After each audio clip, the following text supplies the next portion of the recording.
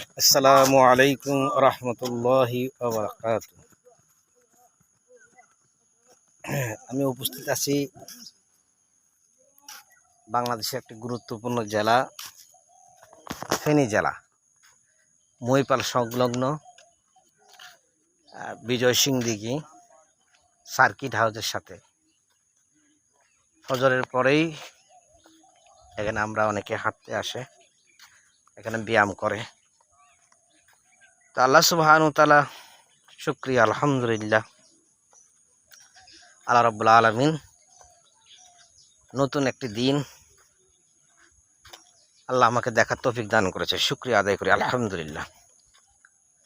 আল্লাহ রাব্বুল আলামিন সূরা হুজুরাতের 15 নম্বর আয়াতে বলছেন, ইন্নামাল মুমিনুনা আল্লাযীনা, বস্তুত মুমিন তো তারাই। মুমিন কারা?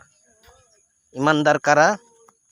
আল্লাহ বলছেন ইন্নামাল মুমিনুনা আল্লাযীনা, যে প্রকৃত মুমিন তারাই, আল্লাযীনা আমানু বিল্লাহি, যারা আল্লাহর প্রতি ঈমান এনেছে। সুবহানাল্লাহ, খুব ইম্পর্টেন্ট। মানে অনেকে এটা বুঝতে পারে না। আমরা অনেক কিছুর প্রতি মানুষ ঈমান নিয়ে আসে, আসলে আল্লাহর প্রতি যে ঈমান আনবে, ও রাসূলিহি, তার রাসূলের প্রতি ঈমান আনবে, আল্লাহ বলছেন তারাই হলো প্রকৃত মুমিন। শর্ত দুইটা, আল্লাহর প্রতি ঈমান আর রাসূলের প্রতি ঈমান। দুনিয়ার আর কারো প্রতি ঈমান আনলে, কোনো দলের প্রতি ঈমান আনলে, কোনো দলের নেতার প্রতি ঈমান আনলে, কোনো নেতার কথাকে ওহি মনে করলে সে আর মুমিন থাকে না, সে কাফের হয়ে যায়। আল্লাহ সুবহানাহু ওয়া তাআলা সূরা ফুরকানের 62 নম্বর আয়াতেও একই কথা বলছেন যে ইন্নামাল মুমিনুনা আল্লাযীনা, বস্তুত মুমিন তো তারাই, আল্লাযীনা আমানু বিল্লাহি, যারা আল্লাহর প্রতি ঈমান এনেছে, ও রাসূলিহি, তার রাসূলের প্রতি ঈমান এনেছে, তারাই প্রকৃত মুমিন।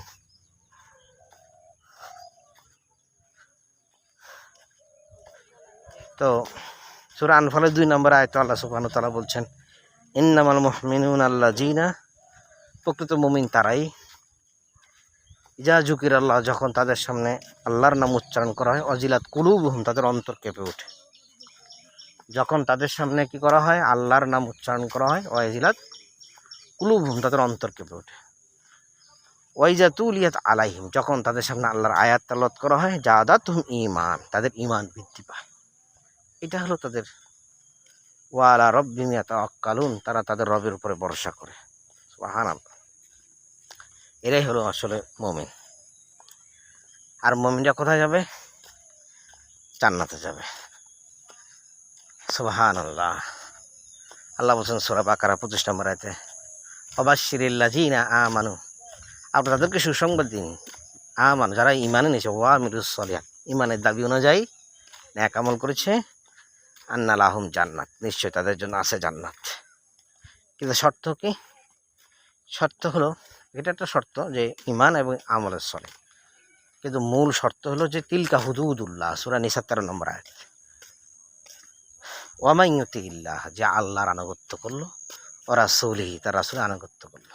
দুনিয়ার জীবনে দুইটা, আল্লাহ এবং তার রাসূল, আল্লাহর বিধান অনুযায়ী চলবে, কোরআন অনুযায়ী চলবে, আল্লাহর আদেশ নিষেধ মেনে চলবে, ও রাসূলিহি, তার রাসূলের সুন্নাহ অনুযায়ী চলবে, রাসূলের আনুগত্য করবে, রাসূলকে নেতা হিসেবে গ্রহণ করবে, রাসূলকে আদর্শ হিসেবে গ্রহণ করবে, রাসূলকে পরিপূর্ণ অনুসরণ করবে, আর আল্লাহর বিধিবিধান মেনে নেবে, আল্লাহর কোরআনের সব কিছু কাছে সমর্পণ করবে। আল্লাহ বলছেন ইউদিখুলু জান্নাত, তার ঠিকানা হবে জান্নাত।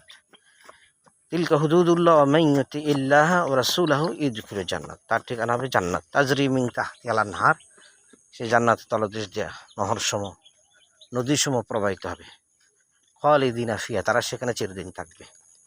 আর যারা অবাধ্য হবে, ওয়া মান ইয়াসিল্লাহ, যে আল্লাহর অবাধ্য হবে, আল্লাহর আদেশ মেনে চলবে না, আল্লাহর বিধানকে মেনে চলবে না, আল্লাহর শরীয়তকে অস্বীকার করবে, কোরআনের বিধানকে অস্বীকার করবে, রাসূলহি, তার রাসূলকে অস্বীকার করবে, রাসূলের অবাধ্য হবে, রাসূলের সুন্নাহকে অবজ্ঞা করবে, অবহেলা করবে, মানবে না, ইউদখিলু নার, তার ঠিকানা হবে জাহান্নাম। নার মানে আগুন, তার ঠিকানা আগুন। স্পষ্ট কথা। সূরা নিসা 13 নম্বর আয়াতে জান্নাতের কথা, আর সূরা নিসা 14 নম্বরে জাহান্নামের কথা বলছে যে ওয়ামান ইউসিল্লাহ, যে আল্লাহর অবাধ্য হবে, আল্লাহর শরীয়ত।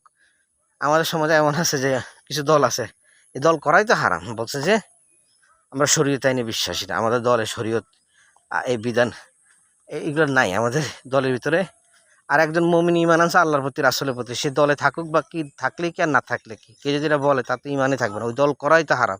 যে দলের মধ্যে তাওহীদ নাই, যে দলের মধ্যে ইসলাম নাই, যে দলের ভিতরে আল্লাহর বিধান নাই, যে দলের মধ্যে রাসূলের সুন্নাহ নাই, যে দলের ভিতরে আহ, আহ, আহ, উ- সাহাবীদের আদর্শ নাই, রাসূলের আদর্শের কথা বলা হয় না, যে দলের গঠনতন্ত্রের ভিতরে কোরআন সুন্নাহর কিছু নাই, সেই দলটা করাই তো হারাম। সেই দলের অনুসরণ করা, সেই দলের, তাহলে তো সেই দলকেই আমি রব হিসাবে গ্রহণ করলাম, সেই দলকেই আমি এম, সেই দলকে আমি রব হিসাবে গ্রহণ করলাম, সেই রবের নেতাকে আমি কি করলাম, সেই দলের নেতাকে আমি এম, আমি কি করলাম, তাদের অনুসরণ করলাম। তাহলে তো আমি আর ইমানের ভিতরে থাকলাম না, ইমান থেকে বের হয়ে গেলাম।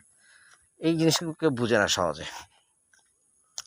তো এই জন্য আল্লাহ বলতেছেন যে অমাই ইয়াসি ইল্লাহ, যে আল্লাহর অবাধ্য হবে। এখানে অবাধ্য মানে কি, আসলে যারা মনে করে সালাসিয়াম হজ জাগাত করলাম, আমি তো অনেক বড় নেকি করলাম, রাজনৈতিক ক্ষেত্রে, অর্থনৈতিক ক্ষেত্রে, সমাজনৈতিক ক্ষেত্রে তারা আল্লাহকে অস্বীকার করে, আল্লাহর তারপরে বিচার ব্যবস্থা, আল্লাহর বিধানকে অস্বীকার করে, এরা সকলেই কাফের। অমাই আসি ইল্লা, যে আল্লাহর অবাধ্য হবে, ও রাসূল, তার রাসূলের অবাধ্য হবে, ইউদিফুল নার, তার ঠিকানা হবে নার। তারপরে সূরা বাকারা 256 নম্বর আয়াত আল্লাহ বলছেন যে এদেরকে যে